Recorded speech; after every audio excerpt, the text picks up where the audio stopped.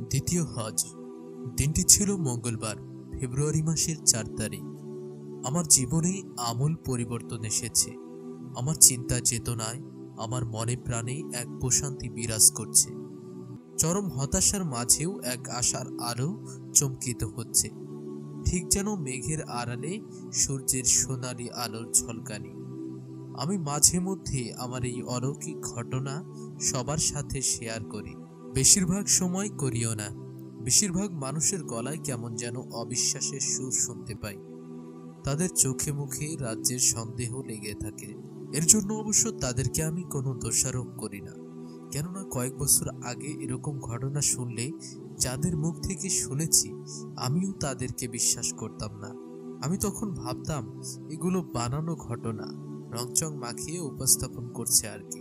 আমি সব সময় মনে করতাম যে প্রতিটি মানুষে কিভাবে ইবাদত করবে তা নিয়ে তার একটা নিজস্ব ভালো লাগা আছে। কেউ কেউ লম্বা কিরাতে কিয়ামুল লাইলের সালাত আদায় করে, আবার কেউ কেউ কোরআন তিলাওয়াত করতে ভালোবাসে, কেউ কেউ জিকির জারি রাখে, আবার কেউ কেউ বেশি বেশি দোয়া করতে ভালোবাসে। আমি সব সময় ভাবতাম দোয়া আসলে তেমন কোনো গুরুত্বপূর্ণ বিষয় না। আমাকে কেন এর প্রতি এতটা দরদ দিতে হবে, এত খেয়ালি হতে হবে? হয়তো তখন আমার ঈমান দুর্বল ছিল, কিংবা প্রচন্ড অলসতার কারণেও আমার এমন মনে হতো, অথবা দোয়া কখন কিভাবে করতে হয় সেটাও জানতাম না। যে কোনো কারণে দোয়া করাটা আমার প্রতিদিনের জীবনে শুধুমাত্র আনুষ্ঠানিকতা ছাড়া আর কিছুই ছিল না। ফরজ সালাতের পর গতানুগতিক কায়দায় কয়েকটি আরবি শব্দ মুখে আওড়ানো, তাতে না থাকতো কোনো কান্না, না থাকতো কোনো আবেগ, আর মনে করতাম এটাই হয়তো দোয়া। তাছাড়া আমি বেশিরভাগ সময় এরকম দোয়াগুলিতে অংশগ্রহণও করতাম না। 2 বছর আগের কথা, ঠিক রমাদান আসার কয়েকদিন আগে খুব বাজে একটা সময় পার করছিলাম আমি। সাবস্ক্রাইব করা মেইলিং লিস্ট থেকে একটা ইমেল আসলো আমার কাছে। মেইলের সাবজেক্ট বা বিষয় ছিল দুঃখ ভারাক্রান্ত অবস্থায় আমরা আল্লাহর কাছে দোয়া করার সিদ্ধান্ত নিই। যিনি মেইলটি পাঠিয়েছিল তিনি আসলে পাঠকদেরকে লাইলাতুল কদর রাতে দোয়া কবুলের নিশ্চয়তার কথা মনে করিয়ে দিতে চাচ্ছিলেন। তিনি মেইলে আরও লিখেছেন, রমাদান মাসের শেষ 10 রাতের যে কোনো রাতই হতে পারে এই রাত। সুনির্দিষ্টভাবে কেউ বলতে পারবে না সে রাত আসলে কোন রাত। তাই কার কি প্রয়োজন সে অনুযায়ী সবার উচিত একটা তালিকা তৈরি করা। শেষের 10 রাতের প্রতিটি রাতে প্রবল আগ্রহ আর একাগ্র চিত্রে আকতি নিয়ে যার যা প্রয়োজন মহান আল্লাহর কাছে তাদের ফরিয়াদ জানানো উচিত।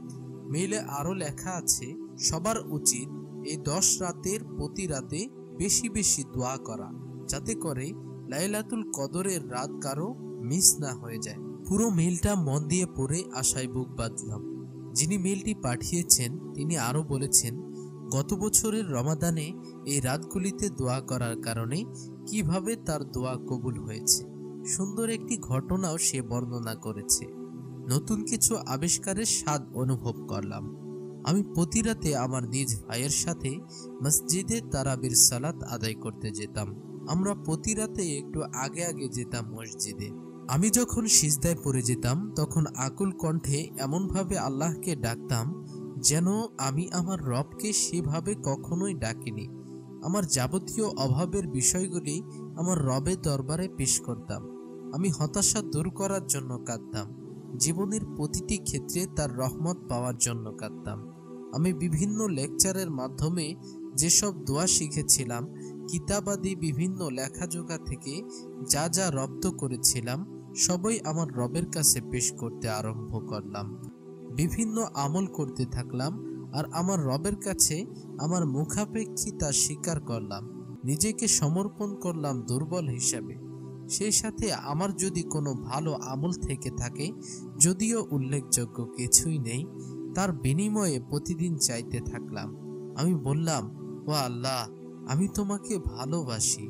এটা বলার সাথে আমি ভীষণ আশ্চর্য হলাম, এই কারণে যে কেন এর আগে এভাবে বলার সৌভাগ্য আমার হয়নি। আমি এও বললাম, আমি বিশ্বাস করি তুমি সবকিছু করার ক্ষমতা রাখো। সুবহানাল্লাহ। আমি এই আত্মবিশ্বাস অর্জন করতে লাগলাম। বিশ্বাস করুন, এর আগে আমার মধ্যে এরকম আল্লাহ ভরসা ছিল না। আস্তে আস্তে আমিও তাওয়াক্কুল করা শিখলাম। রমাদানের ওই কয়েকটি রাতে আমি আল্লাহকে এমনভাবে ডেকেছি যেন তিনি আমার কাছের বন্ধু। আমার সত্যি সত্যি বিশ্বাস হচ্ছে যে তিনি আমাকে সাহায্য করবেন। মনে হচ্ছে তিনি আমার ডাক শুনছেন। আর তাছাড়া আমি এরকম দোয়া এর আগে কখনোই করিনি, আর আমার এরকম অনুভূতিও হয়নি কখনো। সুবহানাল্লাহ, তিনি শুনেছেন আমার ডাক। আমি যা চেয়েছিলাম তাই পেয়েছিলাম, সবই পেয়েছিলাম। আমার রবের সাথে আমার এই বোঝাপড়া একদিনে হয়নি, কিন্তু অবশেষে হয়েছে। আলহামদুলিল্লাহ। খুব সহজেও হয়নি, অনেক বাধা বিপত্তি ছিল এই পথে, কিন্তু আমি বিশ্বাস করতাম যদি আমি আল্লাহর কাছে চাই তাহলে তার উপরে তাওয়াক্কুল করতে হবে, তাহলেই আমার ঈমান দৃঢ় হবে। কেনই বা নয়, তিনিই আল্লাহ। তিনি বলেছেন, ইন্না মা'আল উসরি ইসরা, নিশ্চয়ই কষ্টের সাথে রয়েছে সুখ। যাই হোক, আমি আমার ছোট্ট এই ঘটনাটা আমার কিছু বন্ধু বান্ধবের সাথে শেয়ার করি, যাতে বরকতময় এই ঘটনার দ্বারা তারাও উপকৃত হতে পারে। আমার পরিচিত অনেকেই ছিলেন আর এখনো আছেন যারা দোয়ার অলৌকিক ক্ষমতা সম্পর্কে অবহিত ছিলেন, তাই তারা আমাকে উৎসাহ দিতেন আরো বেশি বেশি দোয়া করার। তাদেরকে দেখতাম তারা ছোট বড় যে কোনো ব্যাপারেই দোয়া করত। আমার এক পরিচিত বোন ছিল, তার প্রিপারেশন এত খারাপ ছিল যে সে নিশ্চিত পরীক্ষায় ফেল করত। কোনো পড়াশোনাই ছিল না তার। পরীক্ষার আগের রাতে সে বুঝতে পারলো একটা জিনিসই তাকে নিশ্চিত ফেল থেকে বাঁচাতে পারে, আর তা হলো দোয়া। সে দোয়া করলো, সুবহানাল্লাহ, আল্লাহ তাআলা তাকে পরীক্ষায় পাশ করিয়ে দিলেন। আমার আরেকজনকে চিনতাম, সে আল্লাহর কাছে দোয়া করত যেন আল্লাহ তার ওজন কমিয়ে দেন, আর সে দোয়াও আল্লাহ কবুল করেছিলেন। 5 বছর আগে এই কাহিনী শোনার পর আমি হেসেছিলাম, তার সাথে মশকরাও করেছিলাম, কিন্তু আজকে আর হাসি পায় না। যে কেউ যে কোনো কিছুর জন্যই দোয়া করতে পারে, যদি না তা শরিয়াতে নিষিদ্ধ হয়। যেমন বিয়ের আগে অবৈধ সম্পর্কের জন্য দোয়া, অথবা অন্য কোনো প্রাণী হয়ে যাওয়ার জন্য দোয়া, মরণ কামনা করা ইত্যাদি। যে ঘটনাটা এতক্ষণ ধরে বলতে চাচ্ছিলাম, এবার সেটাই বলবো ইনশাআল্লাহ। 2003 সালের ফেব্রুয়ারি মাসের 4 তারিখ। দিনটা এখনো চোখের সামনে ভাসছে। বেশ কয়েক বছর আগে আমি আর আমার ভাই হজ করতে গিয়েছিলাম। প্রথমবার হজ করে আসার পর কোনো মতেই দ্বিতীয়বার হজ করার ইচ্ছাকে দমাতে পারছিলাম না আমরা, কিন্তু আবারও হজ করার মতো প্রয়োজনীয় অর্থ ছিল না আমাদের। যাই হোক, 2003 সালের রমাদানের কিছুদিন আগে আমি জানতে পারলাম যে সৌদি রয়্যাল ফ্যামিলি কিছু সংখ্যক সাংবাদিককে হজের জন্য যাবতীয় খরচ বহন করবে। খবর শুনে ভিতরে ভিতরে পূর্বের হজ করার রোমাঞ্চকর অনুভূতিগুলো নড়ে চড়ে উঠল। আমি দেরি না করে সাউথ আফ্রিকার সৌদি প্রতিনিধি ডক্টর সৌদ জিদানকে কল করলাম। তিনি বললেন যে এবছর আর কোনো কোটাই খালি নেই, তবে তিনি আমাকে মন্ত্রীর গেস্ট হিসেবে আবেদন করার জন্য পরামর্শ দিলেন। বললেন আমার বিস্তারিত তথ্য ফ্যাক্স করতে।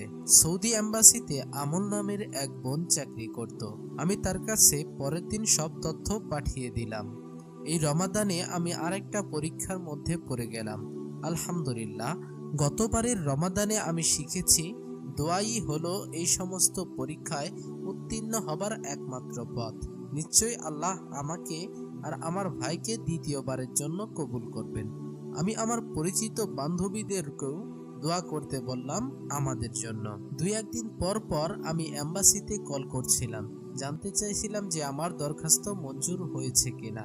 যতবারই কল দিচ্ছিলাম ততবারই ওরা বলছিল আমরা এখনো বলতে পারছি না। বোন আমল আমাকে জানালো জানুয়ারি মাসের শেষে আমরা আপনাকে জানাতে পারবো। আবেদনকারীদের তালিকা ফ্যাক্স করা হয়েছে সৌদিতে, আর সেখান থেকে চূড়ান্ত তালিকা নির্ধারণ করা হবে, তখন তাকে তা ফ্যাক্স করে পাঠিয়ে দিবে। সামনের সপ্তাহে একবার ফোন দিতে বলল। সপ্তাহখানেক পর যখন কল করলাম তখন আমার অন্তরে রক্তক্ষরণ শুরু হলো আমলের কথা শুনে। সে জানালো ডক্টর জিদান এবারকার জন্য আপনাকে সরি বলতে বলেছেন। আর ইনশাআল্লাহ সামনে বছর আপনি আপনার ভাইসহ তার ব্যক্তিগত অতিথি হিসেবে হজ করতে যাবেন। উপায়ন্তর না দেখে ডক্টর জিদানকে কল দিলাম। তিনি আমাকে সান্ত্বনা দিয়ে বললেন, মন খারাপ করবেন না, আল্লাহর ইচ্ছাতেই এমন হয়েছে।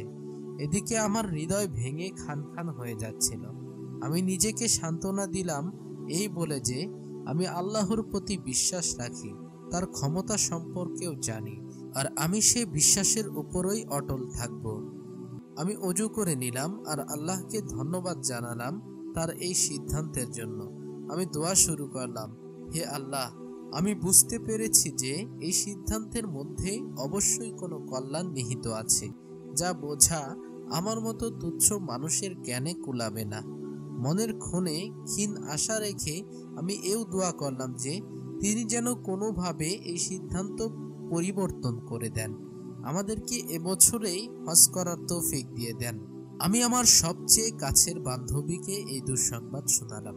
সে আমাকে সাহস দিয়ে বলল, তোমার জন্য আমি এখনো দোয়া করছি, আল্লাহ যেন একটা ব্যবস্থা করে দেন। আরেক সপ্তাহ পার হলো, খবর এলো হজের শেষ ফ্লাইটও গত সপ্তাহের শেষের দিকে চলে গেছে। সকল ফ্লাইট আমাকে রেখে চলে গেছে ভেবে আমি পুরো সপ্তাহ জুড়ে হতাশায় আর বিষণ্ণতায় ভুগছিলাম। এই মুহূর্তে হজের জন্য দোয়া করা মানে অসম্ভবকে সম্ভব করার মতো কোনো কাজ। আমি আর দোয়া করলাম না, আশা ছেড়ে দিলাম। সোমবার ৩ ফেব্রুয়ারি, খুব বাজে একটা দিন যাচ্ছিল আমার। দুর্বিষহ লাগছিল একদম, সবকিছু কেমন যেন অসহ্য লাগছিল। আমার কাছে মনে হলো আমি আর নিতে পারছি না গোটা পরিস্থিতিটা। অস্থিরতা ঘিরে ধরেছিল। ঘড়িতে রাত ৩টা বাজে। আমি আমার বান্ধবীর সাথে ফোনে কথা বলছিলাম। আমার সেই বান্ধবী আমাকে নসিহত করছিল, ফাতিমা, হতাশ হইও না, অজু করে সলাতে দাঁড়িয়ে যাও। আমি তার কথা মতো অজু করলাম, সলাত আদায় করলাম, আমার রবের দরবারে দোয়া করলাম। নানা জল্পনা কল্পনার মধ্য দিয়ে নির্ঘুম রাত পার করলাম। সকাল সকাল ঘুম থেকে উঠে পড়লাম, আবার অজু করলাম, বসে বসে আল্লাহর কাছে দোয়া করতে থাকলাম তিনি যেন অশান্ত হৃদয়কে শান্ত করে দেন। এভাবে মোটামুটি 5 মিনিট পার হয়ে গেল। হঠাৎ আমার ফোনের রিং বেজে উঠল। মোবাইলের স্ক্রিনে সৌদি এম্বাসির নাম্বার ভাসছে। রিসিভ করলাম। ফাতিমা, আমলের গলা, তোমরা এই শুক্রবারে হজে যাচ্ছ, তোমার আর তোমার ভাইয়ের পাসপোর্ট দরকার, জলদি।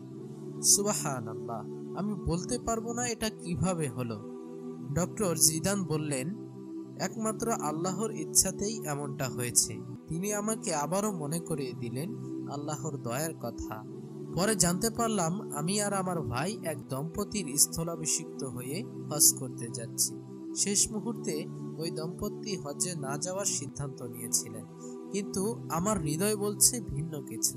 এটা আমার রবের সিদ্ধান্ত, যিনি সর্বশক্তিমান, যিনি আমার হতাশা দূর করে দিয়েছেন আর আমার দোয়া কবুল করেছেন। ঠিক এভাবে ভাই বোনেরা, আল্লাহকে ডাকুন, প্রয়োজনে অপ্রয়োজনে, সুখে ও দুঃখে তাকে ডাকুন, তার শুকরিয়া জ্ঞাপন করুন। একদম অন্তর থেকে ইখলাসের সাথে ডাকতে থাকুন। যে কারণে আপনি ডাকছেন আপনি তা পেয়ে যাবেন, আর যদি তা না পেয়ে থাকেন তাহলে বিশ্বাস রাখবেন তাতে কল্যাণ নেই বিধায় আল্লাহ আপনাকে তা দেননি, বরং আখিরাতে ভালো কিছু মজুদ রেখেছেন। বিশ্বাস করুন, যিনি আপনাকে সৃষ্টি করেছে তাকে একবার ডেকেই দেখুন না, তার কাছে সেভাবে বায়না ধরে চান যেভাবে ছোট্ট এক মেয়ে বাবার কাছে খেলনার জন্য বায়না ধরে। বাবা সে খেলনা কিনে না দেওয়া পর্যন্ত মেয়েটা কাঁদতেই থাকে। কখনো ভেবে দেখেছেন কেন বাবা সে মেয়েকে খেলনা কিনে দেন? কারণ বাবা তার মেয়েটাকে ভালোবাসেন। ছোট্ট শিশুটার কান্না তার কাছে অসহ্য লাগে। আচ্ছা, আল্লাহ তো আমাদেরকে আমাদের বাবার চেয়ে, মেয়ের চেয়েও বেশি ভালোবাসেন। তবে তার কাছে চাইতে আমাদের কিসের ভয়, কিসের লজ্জা? কাঁদতে কাঁদতে তার কাছেই চান। বিশ্বাস করুন, আল্লাহ ফিরিয়ে দিবেন না। বোন ফাতিমা আসমাল, সাউথ আফ্রিকা।